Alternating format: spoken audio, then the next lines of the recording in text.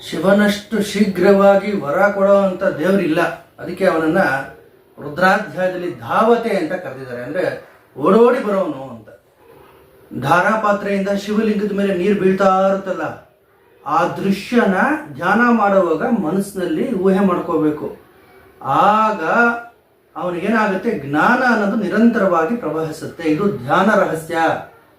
ಇದನ್ನ ಇವತ್ತು ನಾನು ನಿಮಗೆ ಹೇಳಿದ್ದೀನಿ. ಶಿವಧ್ಯಾನದಲ್ಲಿ ಇದೊಂದು ರಹಸ್ಯ ವಿಧಾನ. ಶಿವಲಿಂಗದ ಮೇಲೆ ಧಾರಾಪಾತ್ರೆಯಿಂದ ನೀರು ಅವಿಚ್ಛಿನ್ನವಾಗಿ ಬೀಳ್ತಾ ಇರೋ ರೀತಿಯಲ್ಲಿ ಊಹೆ, ಅಂದರೆ ಮನಸ್ಸಲ್ಲಿ ಕಲ್ಪನೆ ಮಾಡ್ಕೊಂಡು ಧ್ಯಾನ ಕೂತ್ಕೊಂಡಾಗ ಅವನಿಗೆ ಜ್ಞಾನ ಅನ್ನೋದು ಯಾವ ರೀತಿ ಉತ್ಪತ್ತಿ ಆಗುತ್ತೆ ಅಂದರೆ ಅದು ಹೇಳಲು ಅಸಾಧ್ಯ. ಮತ್ತೆ ಅವನಿಗೆ ತಲೆಯ ಮೇಲೆ ಶೀತಲವಾದಂಥ ಅನುಭವ ಆಗುತ್ತೆ. ಇದನ್ನ ಪ್ರಯತ್ನ ಮಾಡಿ ನೋಡ್ಬೋದು ಎಲ್ಲರೂ. ಅಪ್ಪ, ನಮಗೆ ಶತ್ರು ಬಾಧೆ ತುಂಬ ಇದೆ, ನಮ್ಮನ್ನು ಕೈ ಹಿಡಿಯೋರು ಯಾರೂ ಇಲ್ಲ, ನಾವು ಹತಾಶರಾಗ್ಬಿಡ್ತೀವಿ ಅಂದರೆ ಆಗ ಕೈ ಹಿಡಿಯೋನು ಶಿವ. ಅದಕ್ಕೆ ಅವನನ್ನ ರುದ್ರಾಧ್ಯಾಯದಲ್ಲಿ ಸತ್ವನಾಂಪತಯೇ ನಮಃ ಅಂದರೆ ಭಕ್ತರ ಒಡೆಯ ಅಂತೇವೆ. ಯಾರು ನಿಜವಾದ ಸಾತ್ವಿಕರಾದ ಭಕ್ತರು ಇರ್ತಾರೆ ಅವರ ಒಡೆಯನೇ ಅವನನ್ನ ಸತ್ವನಾಂಪತಯೇ ನಮಃ ಅಂತ ಕರೆದಿದ್ದಾರೆ. ರುದ್ರನನ್ನ ರುದ್ರಾಧ್ಯಾಯದಲ್ಲಿ ಎಷ್ಟು ಶಕ್ತಿ ಇದೆ ಅಂದರೆ, ಯಾರು ರುದ್ರ ಮಂತ್ರವನ್ನು ಹೇಳ್ಕೊಳ್ತಾರೆ ಅಥವಾ ಕೇಳ್ತಾರೆ ಅವರು ಎಷ್ಟೇ ಘೋರವಾದ ಪಾಪ ಮಾಡಿರಲಿ, ಆ ಪಾಪಗಳ ಕ್ಷಣದಲ್ಲಿ ಸುಟ್ಟು ಭಸ್ಮ ಮಾಡುವಂಥ ಏಕೈಕ ಮಂತ್ರ ರುದ್ರ ಮಂತ್ರ. ಹೇಳಕ್ ಬರದೇ ಇರೋರು ಅದನ್ನ ಓಂ ನಮಃ ಶಿವಾಯ ಶಿವಪಂಚಾಕ್ಷರಿ, ಯಾಕಂದ್ರೆ ರುದ್ರ ಮಂತ್ರದ ಮುತ್ತಿನ ಹಾರ ಅಂತೆ ಓಂ ನಮಃ ಶಿವಾಯ ಅನ್ನೋದು. ಅದನ್ನು ಹೇಳಿದ್ದಾರೆ ಋಷಿಗಳು. ಇಡೀ ಅಷ್ಟು ಅನುವಾಕಗಳನ್ನ ನಾವು ಹೇಳಕ್ ಬರಲ್ಲ ಅಂದ್ರೆ ಮುತ್ತಿನ ಮಾಲೆ ರೀತಿ ಮಧ್ಯದಲ್ಲಿ ಇರೋಂಥ ಇದೆ ಓಂ ನಮಃ ಶಿವಾಯ ಶಿವಪಂಚಾಕ್ಷರಿ. ಅದನ್ನ ಜಪ ಮಾಡಿದ್ರೆ ಇಡೀ ರುದ್ರ ಮಂತ್ರ ಹೇಳಿದಷ್ಟು ಫಲ. ಆರೋಗ್ಯ ತುಂಬಾ ಕೆಟ್ಟಿತ್ತು ಅವರಿಗೆ. ನಾನು ಏನು ಹೇಳಿದೆ, ಶಿವಲಿಂಗದ ಮುಂದೆ ಅಖಂಡ ದೀಪ ಇಡಿಸಿ, ನೀವು ಆರೋಗ್ಯ ಚೇತರಿಕೆ ಆಗುತ್ತೆ ಅಂತ. ಅಷ್ಟು ಕ್ರಿಟಿಕಲ್ ಕಂಡೀಷನ್ ಇಂದ ಹೊರಬಂದ್ರು ಅವರು. ಸಕರಾಯ ಪಟ್ಟಣದ ವೆಂಕಟಾಚಲ ಅವಧೂತರು ಅದೆಷ್ಟೋ ಲಕ್ಷ ಬಾರಿ ರುದ್ರ ಮಂತ್ರವನ್ನು ಪಠಣೆ ಮಾಡಿ ಸಂಸಿದ್ಧಿಯನ್ನು ಪಡೆದರು. ಶ್ರೀ ಗುರುಭ್ಯೋ ನಮಃ, ಹರಿ ಓಂ ಶ್ರೀಮಾತ್ರೇ ನಮಃ. ರುದ್ರಾಧ್ಯಾಯದ ಮುಂದಿನ ವಾಕ್ಯ ಕೃಷ್ಣರೀತಾಯ ಧಾವತೆ ಸತ್ವನಾಂ ಪತಯೇ ನಮಃ ಅಂತ. ಅಂದ್ರೆ ಕೃಷ್ಣವೀತಾಯ ಅಂತ ಹೇಳಿದ್ರೆ ಕವಚಗಳಿಂದ, ಕಂಚುಕಾದಿಗಳಿಂದ ಶರೀರವನ್ನ ಮುಚ್ಕೊಂಡಿರೋನು ಅಂತ. ಅದನ್ನ ಕೃಷ್ಣವೀತಾಯ ಅಂತ ಕರೆದ್ರು ಋಷಿಗಳು. ಇನ್ನೊಂದು ಅರ್ಥದಲ್ಲಿ ಶತ್ರು ಸೈನ್ಯವನ್ನ ವ್ಯಾಪಿಸಿ ಬಿಡ್ತಾನಂತೆ ಒಂದೇ ಸಾರಿಗೆ. ಅಷ್ಟು ಶಕ್ತಿವಂತ ರುದ್ರ. ಶತ್ರುಗಳು ಅಂದ್ರೆ ಯಾರು? ನಮ್ಮ ದೇಹದಲ್ಲಿರುವಂತಹ ಶತ್ರುಗಳು ಮೊದಲನೇ ವಲಯ ಅಂತ ನಾನು ಯಾವಾಗ್ಲೂ ಹೇಳ್ತಿರ್ತೀನಿ. ಕಾಮ, ಕ್ರೋಧ, ಲೋಭ, ಮೋಹ, ಮದ, ಮಾತ್ಸರ್ಯ. ಇವನ್ ಮಾಡಿರ್ತಕ್ಕಂಥ ಜನ್ಮದ ಪಾಪ, ಅನೇಕ ಜನ್ಮಗಳ ಪಾಪ, ಅವರಿವರಿಟ್ಟಂತಹ ಶಾಪತಾಪಗಳು, ಇವೆಲ್ಲ ಶತ್ರುಗಳು. ಇವೇ ಶತ್ರುಗಳಾಗಿ ಮನಸ್ಸನ್ನ ಕಾಡಿಸೋದು. ರುದ್ರ ಮಂತ್ರವನ್ನ ಹೇಳೋದ್ರಿಂದ ಈ ಶತ್ರುಗಳೆಲ್ಲ ದೂರ ಓಡೋಗ್ತಾರೆ. ಇದು ಕೃಷ್ಣವೇತಾಯ ಧಾವತೆ. ಧಾವತೆ ಅಂತ ಹೇಳಿದ್ರೆ ಅತ್ಯಂತ ಶೀಘ್ರವಾಗಿ ಓಡ್ ಬಂದು ಭಕ್ತರನ್ನ ಕಳಿಸುವಂತ ಏಕೈಕ ದೇವರು ಶಿವ, ರುದ್ರ.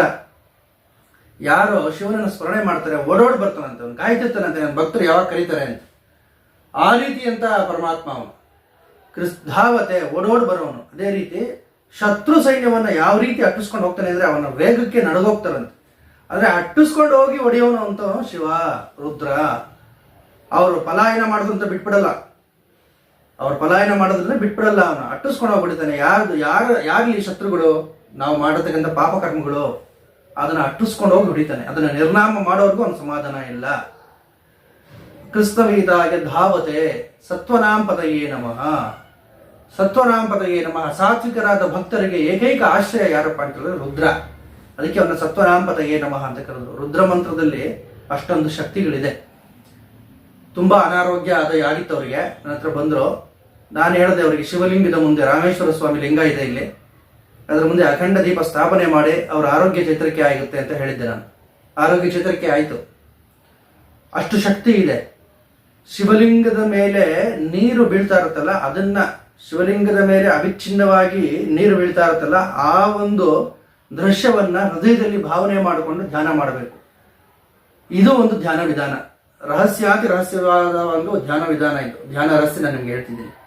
ಮತ್ತೆ ಯಾಕೆ ದೇವಾಲಯಗಳಲ್ಲಿ ಧಾರಾಪಾತ್ರೆಯಿಂದ ನೀರನ್ನ ಶಿವಲಿಂಗದ ಮೇಲೆ ಬೀಳೋ ಹಾಗೆ ಮಾಡ್ತಾರೆ ಅಂತ ಹೇಳಿದ್ರೆ, ಇದು ಒಂದಾನೊಂದು ಉಪಾಸನಾ ರಹಸ್ಯ. ಇದನ್ನ ನೋಡ್ಬೇಕು ಏಕಾಂತದಲ್ಲಿ ಕೂತ್ಕೊಂಡು. ನಮ್ಮ ದೇವಸ್ಥಾನಗಳಲ್ಲಿ ದೌರ್ಭಾಗ್ಯವಶ ತುಂಬಾ ಗಲಾಟೆ ಮಾಡ್ತಾರೆ. ನಮ್ಮ ಋಷಿ ಮುನಿಗಳು ಏನಕ್ಕೆ ಇವೆಲ್ಲ ಮಾಡಿದ್ರು ಅಂದ್ರೆ, ಇದನ್ನೆಲ್ಲ ನೋಡೋದ್ರಿಂದ ಮನಸ್ಸಿನ ಮೇಲೆ ಅಗಾಧವಾದ ಪರಿಣಾಮ ಉಂಟಾಗಲಿ, ಮೌನವಾಗಿದ್ದು ಇದನ್ನೆಲ್ಲ ಅಬ್ಸರ್ವ್ ಮಾಡಬೇಕು. ನಿಶಬ್ದವಾಗಿ ದೇವಾಲಯದಲ್ಲಿದ್ದು ಆ ಮಂತ್ರ, ಆ ಶಿವಲಿಂಗದ ಮೇಲೆ ಬೀಳ್ತಕ್ಕಂಥ ನೀರಿನ ಶಬ್ದ ಇವೆರಡು ಬಿಟ್ಟು ಇನ್ನೇನು ಕೇಳಬಾರದು.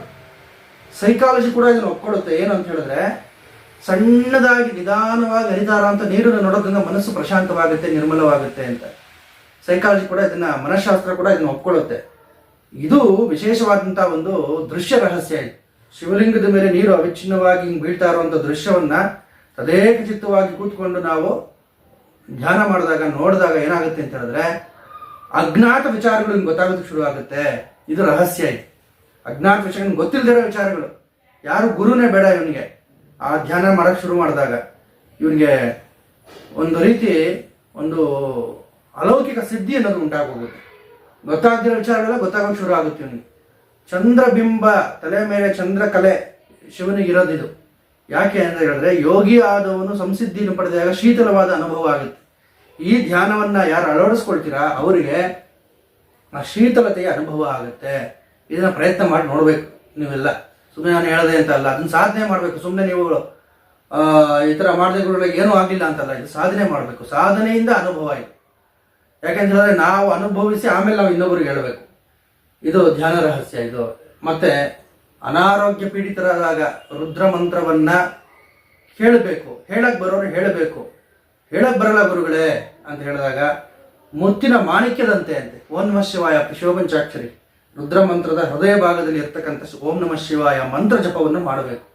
ಅದು ಮಾಡಿದಾಗ, ಯಾಕಂದ್ರೆ ಮೃತ್ಯುಂಜಯ ಅವನು, ಮೃತ್ಯುವನ್ನೇ ಜಯಿಸಿದಂಥ ಮಹಾಪ್ರಭು ಅವನು. ಅವನ ಸ್ಮರಣೆ ಮಾಡೋದ್ರಿಂದ ಎಂಥ ಅನಾರೋಗ್ಯ ಆದರೂ ದೂರ ಆಗುತ್ತೆ. ಇದು ಸತ್ಯ, ಇದು ಪರಮ ಸತ್ಯ. ಇದು ಸಾವಿರಾರು ಉದಾಹರಣೆಗಳನ್ನು ನಾನು ಕೊಡಬಲ್ಲೆ. ಇದರ ಕುರಿತು ನಡೆದಂಥ ಪವಾಡಗಳು, ಅದನ್ನ ರುದ್ರಾಭಿಷೇಕ ಮಾಡದಂಥ ನೀರಲ್ಲಿ ಯಾರಾದರೂ ಸ್ನಾನ ಮಾಡಿಬಿಟ್ರೆ ಅವನಿಗೆ ಇರ್ತಕ್ಕಂಥ ಆದಿ ವ್ಯಾಧಿಗಳೆಲ್ಲ ದೂರ ಆಗೋಗುತ್ತೆ.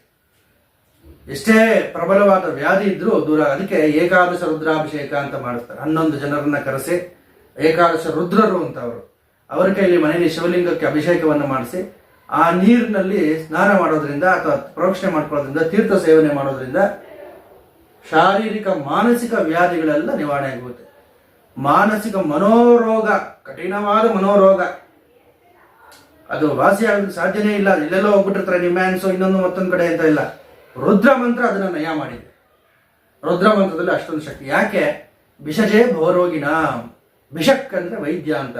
ಅವನು ಮಾಮೂಲಿ ಈ ಲೌಕಿಕದ ವೈದ್ಯ ಇರ್ಬೋದು, ಪಾರಲೌಕಿಕ ವೈದ್ಯನೂ ಅವನೇ. ಈ ಭವಸಾಗರ ಅನ್ನೋದ ಭವರೋಗನ್ನೇ ದಾಟಿಸೋನು ಅವನು. ಭವರೋಗವನ್ನು ನಿರ್ಮೂಲನೆ ಮಾಡ್ತಕ್ಕಂಥ ಮಹಾವೈದ್ಯ. ಅದಕ್ಕೆ ತಮಿಳುನಾಡಲ್ಲಿ ಎಷ್ಟೊಂದು ಶಿವಲಿಂಗಗಳಿದೆಯಲ್ಲ, ಅಲ್ಲೆಲ್ಲ ಸಿದ್ಧರು ಅಂತ ಇರ್ತಾರೆ. ಇಲ್ಲೂ ನಮ್ಮ ಸಿದ್ಧರು ಬೆಟ್ಟ ಇದೆ. ಒಬ್ಬೊಬ್ಬರಿಗೂ ಒಂದೊಂದು ರೀತಿ ಅನುಭವ ಆಗಿದೆ. ತುಂಬಾ ಒಂಥರ ಹುಚ್ಚರು, ಮಾನಸಿಕವಾಗಿ ಅಸ್ವಸ್ಥರು, ಇವರೆಲ್ಲ ಸರಿ ಹೋಗ್ಬಿಟ್ಟಿದ್ದಾರೆ. ಯಾಕೆ? ಶಿವಲಿಂಗದ ದರ್ಶನ. ಶಿವಲಿಂಗದಲ್ಲಿ ಅಷ್ಟೊಂದು ಶಕ್ತಿ ಇರುತ್ತೆ. ನವಪಾಷಾಣ ಲಿಂಗಗಳು ಅಂತ ತಮಿಳುನಾಡಲ್ಲಿ ಇದೆ. ಈ ನವಪಾಷಾಣ ಲಿಂಗ ಬಗ್ಗೆ ಇನ್ನೊಂದ್ಸಲಿ ನಾನು ಮಾತಾಡ್ತೀನಿ. ಇದನ್ನ ಋಷಿಮುನಿಗಳು ಯಾವ ರೀತಿ ಈ ಲಿಂಗಗಳ ನಿರ್ಮಾಣ ಮಾಡಿರ್ತಾರೆ ಅಂದ್ರೆ, ಕೇವಲ ಶಿಲೆಯಿಂದ ಅಲ್ಲ, ಎಷ್ಟೋ ವಿಧವಾದಂತಹ ಮಿಶ್ರಣಗಳು ಇವೆಲ್ಲ. ಕೆಲವರಲ್ಲಿ ಆಯುರ್ವೇದಿಕ ಗಿಡಮೂಲಿಕೆಗಳ ಮಿಶ್ರಣ, ಅಂಟಿನಂತಹ ಪದಾರ್ಥ. ಈ ಲಿಂಗ ಯಾವ ಪದಾರ್ಥದಿಂದ ಮಾಡಲ್ಪಟ್ಟಿದೆ ಅಂತ ಹೇಳಕ್ಕೆ ಆಗಲ್ಲ ನಮಗೆ. ಪಾದರಸದ ಲಿಂಗಗಳು, ಇವೆಲ್ಲ ರಹಸ್ಯ ಇದೆ. ಧಾತು ವಿಜ್ಞಾನ ಇದೆ, ರಸ ವಿಜ್ಞಾನ ಇದೆ, ಎಲ್ಲ ಇದೆ ಶಿವಲಿಂಗದಲ್ಲಿ. ಅದರಲ್ಲಿ ಗಂಧರ್ವರು ಪುಷ್ಪದಿಂದ ಮಾಡಿದಂಥ ಶಿವಲಿಂಗಗಳನ್ನು ಪೂಜೆ ಮಾಡ್ತಾರಂತೆ. ಪುಷ್ಪಲಿಂಗಾರ್ಚನೆ, ಇದನ್ನ ಬಗ್ಗೆ ನಾನು ಮುಂದೆ ವಿಸ್ತಾರವಾಗಿ ಹೇಳ್ತೀನಿ. ಯಾವ್ಯಾವ ಲಿಂಗದಿಂದ ಏನೇನು ಫಲ, ಯಾವ್ಯಾವ ಲಿಂಗದಲ್ಲಿ.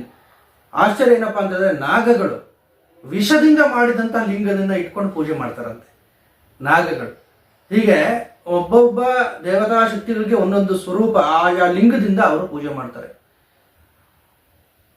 ಮತ್ತೆ ರುದ್ರ ಅಂದ್ರೆ ಯಾರಪ್ಪ? ರೋದನೆಯನ್ನು ಅಳಿಸುವನೇ ರುದ್ರ, ಕಣ್ಣೀರನ್ನು ಒರೆಸುವಾತನೇ ರುದ್ರ.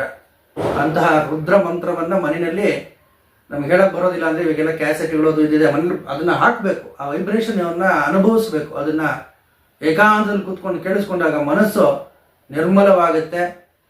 ಅವನಿಗಿರ್ತಕ್ಕಂಥ ಎಲ್ಲ ವಿಧವಾದಂಥ ಜಡ್ಡು, ಇನ್ನೊಂದು ಮತ್ತೊಂದು ಜಾಡ್ಯ ಎಲ್ಲ ನಿವಾರಣೆ ಆಗುತ್ತೆ. ಮನಸ್ಸಿಗೆ ಲವಲವಿಕೆ ಬರುತ್ತೆ. ಮುಖ್ಯವಾಗಿ ಭಸ್ಮಶಯನ ಅಂತ ಮಾಡೋರು ಹಳೆ ಕಾಲದಲ್ಲಿ ಸಿದ್ಧರು. ಅಂದ್ರೆ ಭಸ್ಮಶಯನ ಅಂದ್ರೆ ಬೆರಣಿ ಇರ್ತದಲ್ಲ, ಬೆರಣಿನ ಸುಟ್ಟು ಬಿಟ್ಟು ಬೂದಿ ಮಾಡಿ ಹಾಸಿಗೆ ತರ ಮಾಡಿ ಸಿದ್ಧ ಮುನಿಗಳು ಅದ್ರ ಮೇಲೆ ಭಸ್ಮದ ಮೇಲೆ ಮಲ್ಕೊಳ್ಳೋರು. ಯಾಕೆ ಮಲ್ಕೊಳ್ಳೋರು ಅಂದ್ರೆ ಅವಲೋಕನ ಗತಿ ಬಂದ್ಬಿಡೋದು ಅವರಿಗೆ. ಭಸ್ಮ ಶಯನದಿಂದ ಅವಲೋಕನ ಗತಿಯಿಂದ ಅದ್ರ ಮೇಲೆ ಮಲ್ಕೊಂಡು ಕೂಡಲೇ ಹಿಂದಿನ 7 ಜನ್ಮದ ವಿವರಗಳು ಸ್ವಪ್ನದಲ್ಲಿ ಕಾಣಿಸೋದು ಅವರಿಗೆ. ಭಸ್ಮಶಯನ ಅಂತ ತುಂಬಾ ಕಷ್ಟವಾದ ವ್ರತ ಇದು ಭಸ್ಮಶಯನ ಅಂತ. ಅದಕ್ಕೆ ಕೆಲವರು ಹೇಳ್ತಾರೆ ನೋಡಿ, ಈ ನಾಯಿಗಳು ಬೂದಿ ಮೇಲೆ ಹೋಗಿ ಮಲ್ಕೊಳ್ಳುತ್ತೆ, ಅದನ್ನ ನಾವು ಎಚ್ಚರಿಸಬಾರ್ದು, ಅದಕ್ಕೆ ಹೋದ ಜನ್ಮದ ಜ್ಞಾನ ಬರ್ತಾ ಇರುತ್ತೆ, ಹೋದ ಜನ್ಮ ಜ್ಞಾಪಕ ಬರ್ತಾ ಇರುತ್ತೆ, ಅವಾಗ ಏನೇನೋ ವಿಚಿತ್ರವಾಗಿ ಕೂಗುತ್ತೆ ಬೂದಿ ಮೇಲೆ ಮಲ್ಕೊಂಡಾಗ ಅಂತ ಕೆಲವರು ಹೇಳ್ತಾ ಇರ್ತಾರೆ. ಅದು ಎಷ್ಟು ವೈಜ್ಞಾನಿಕ ಅವೈಜ್ಞಾನಿಕ ನನಗೆ ಗೊತ್ತಿಲ್ಲ. ಆದ್ರೆ ಒಂದಂತೂ ಸತ್ಯ, ಭಸ್ಮ ಧಾರಣೆಯಿಂದ ಭಸ್ಮ ಲೇಪನದಿಂದ ಜ್ಞಾನ ವೃದ್ಧಿ ಆಗುತ್ತೆ. ಅವನ ಒಂದು ಸ್ಮರಣಾಶಕ್ತಿ ಅನ್ನೋದು ಎಷ್ಟು ಹಿಂದಕ್ಕೆ ಹೋಗುತ್ತೋ, ಎಷ್ಟು ಹಿಂದಕ್ಕೆ ಹೋಗಬಲ್ಲದೋ ಅಷ್ಟು ಹಿಂದಕ್ಕೆ ಹೋಗುತ್ತೆ. ಅವನ ಬಾಲ್ಯದ ನೆನಪು, ಚಿಕ್ಕ ವಯಸ್ಸಲ್ಲಿ ಆಗಿದಂಥ ಘಟನೆಗಳು ಕ್ಲೀನಾಗಿ ಧ್ಯಾನದಲ್ಲಿ ಭಸ್ಮ ಧಾರಣೆ ಮಾಡಿಕೊಂಡು ಕೂತ್ಕೊಂಡ್ರೆ ಅವನಿಗೆ ಇದಾಗುತ್ತೆ. ಆ ಭಸ್ಮ ಅನ್ನೋದು ಇವಾಗೆಲ್ಲ ಕೆಮಿಕಲ್ಸ್ ಬಂದ್ಬಿಟ್ಟಿದೆ, ಏನೇನೋ ಹಾಕಿ ಮಾಡ್ತಾರೆ. ಅದಲ್ಲ, ಭಸ್ಮ ಅಂತ ಹೇಳಿದ್ರೆ ಶುದ್ಧವಾದ ಆಕಳ ಸಗಣಿಯಿಂದ ಮಾಡತಕ್ಕಂಥ ಬೆರಣಿನ ಅದರಿಂದ ಮಾಡಿದಂಥ ಭಸ್ಮ. ಅದಕ್ಕೆ ತುಪ್ಪ, ಪಂಚಗವ್ಯ, ಶ್ರೀಗಂಧದ ಚಕ್ಕೆಯ ಪುಡಿ, ಇನ್ನು ಬೇರೆ ಬೇರೆ ಪದಾರ್ಥಗಳಿದೆ, ಅದನ್ನು ಹಾಕಿ ತಯಾರಿಸಬೇಕು. ಅಥವಾ ಯಜ್ಞ ಭಸ್ಮ, ಹೋಮ ಮಾಡಿರ್ತೀವಲ್ಲ ನಾವು, ಹೋಮ ಮಾಡಾದ್ಮೇಲೆ ಭಸ್ಮ ಇರುತ್ತಲ್ಲ ಅದು ಯಜ್ಞ ಭಸ್ಮ. ಆ ಭಸ್ಮ ಶ್ರೇಷ್ಠ. ಇದನ್ನ ಇಟ್ಕೋಬೇಕು, ಅದನ್ನ ಅಭಿಮಂತ್ರಣ ಮಾಡಬೇಕು. ಅದಕ್ಕೆ ಬೇರೆ ಬೇರೆ ಮಂತ್ರಗಳಿದೆ. ಸುಲಭವಾದ ವಿಧಾನ ಯಾವಪ್ಪ ಅಂತ ಹೇಳಿದ್ರೆ ಓಂ ನಮಃ ಶಿವಾಯ ಶಿವಪಂಚಾಕ್ಷರಿ 108 ಸರಿ ಜಪ ಮಾಡಿ ಅದನ್ನ ಹಣೆಗೆ ಹಚ್ಕೊಂಡ್ರೆ ಸಾಕು, ಅವನಿಗೆ ಆ ಜ್ಞಾನ ಸಂಸಿದ್ಧಿ ಅನ್ನೋದು ಉಂಟಾಗೋಗುತ್ತೆ.